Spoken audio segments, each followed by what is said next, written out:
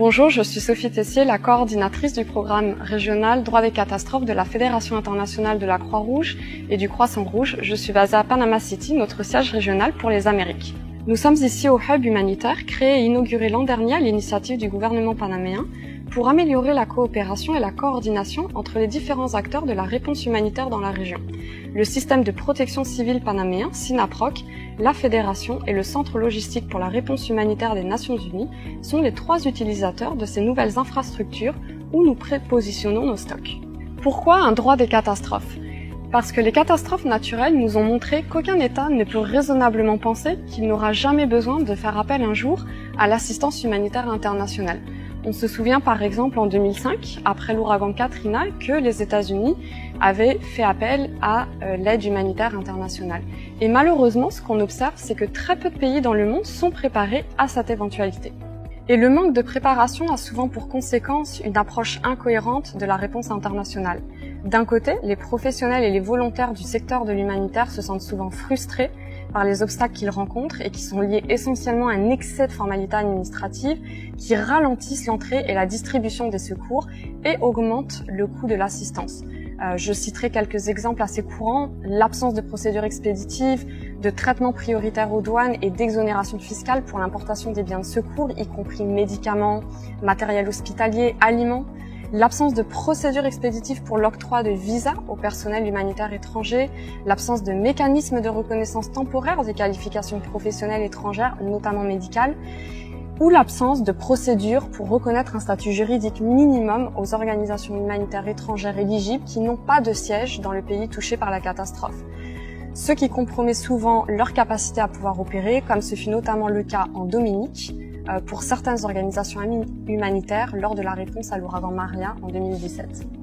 D'un autre côté, le défaut de réglementation peut souvent entraîner un manque de coordination entre les acteurs humanitaires internationaux et les autorités nationales en charge de la réponse. Cela a souvent pour conséquence une réponse internationale de mauvaise qualité, inefficace, qui ajoute finalement un fardeau supplémentaire pour les autorités nationales qu'elles étaient pourtant venues soulager. Cela se traduit généralement, par exemple, par l'importation de biens de secours qui ne répondent pas aux besoins des communautés affectées et parfois par des comportements culturellement inacceptables. Toutes ces problématiques que je viens de décrire sont souvent aggravées par le nombre croissant et la diversité des acteurs internationaux qui souhaitent intervenir, prêter assistance en cas de catastrophe naturelle de grande ampleur. C'est ce que l'on a par exemple observé en Haïti après le tremblement de terre de 2010, où plus de 400 organisations étrangères étaient intervenues et où un nombre important d'entre elles manquait malheureusement d'expérience et ne se conformaient pas forcément aux principes et aux standards humanitaires minimums.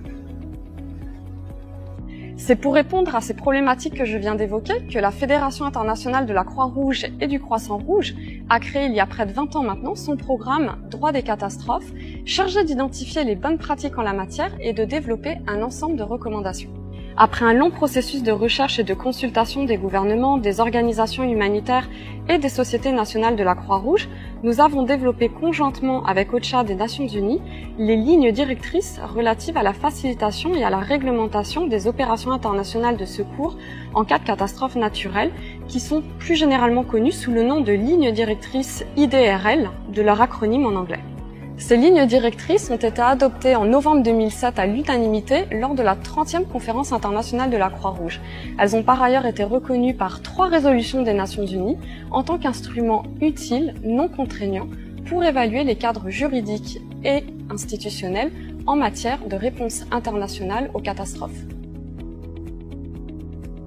Les recommandations qu'elle propose recherchent en fait un juste équilibre entre d'un côté les facilités juridiques dont les acteurs humanitaires internationaux ont besoin, y compris nos Croix-Rouges, pour pouvoir effectuer leur mission humanitaire de manière efficace, et d'un autre côté les obligations que ces mêmes acteurs humanitaires doivent respecter en termes de coordination avec les autorités nationales et locales et en termes de respect des standards internationaux de qualité dans l'approvisionnement de l'aide humanitaire.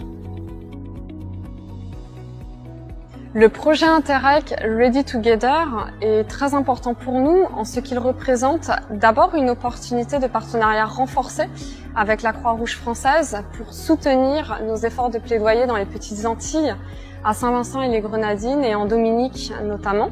C'est ensuite une opportunité de pouvoir expliquer dans les Caraïbes Comment notre travail a pu influencer de manière très positive les opérations internationales de secours. Ce fut notamment le cas en Équateur durant le tremblement de terre d'avril 2016.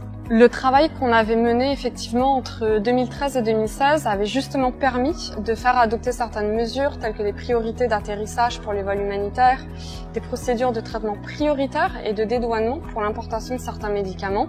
Et ces mesures ont permis à la Croix-Rouge canadienne d'établir en moins de 48 heures un hôpital de campagne. Ce projet représente aussi une opportunité de sensibiliser les gouvernements au système régional de réponse aux catastrophes naturelles de la Croix-Rouge, la Croix-Rouge étant avant tout un mouvement international. Ce projet représente finalement une opportunité de travailler au niveau régional également avec les agences intergouvernementales telles que CIDIMA et l'OICS pour définir un agenda politique commun qui nous permette de relayer nos messages grâce à un cadre régional de coopération renforcé qui intègre davantage nos recommandations. Nous remercions la Croix-Rouge française, le programme Interreg Caraïbes FEDER, l'AFD, la région Guadeloupe, ainsi que tous les partenaires du projet qui, nous l'espérons, devrait donc contribuer à renforcer le cadre régional de coopération et de coordination entre tous les acteurs humanitaires de la réponse aux catastrophes. Merci beaucoup pour votre attention et excellente réunion.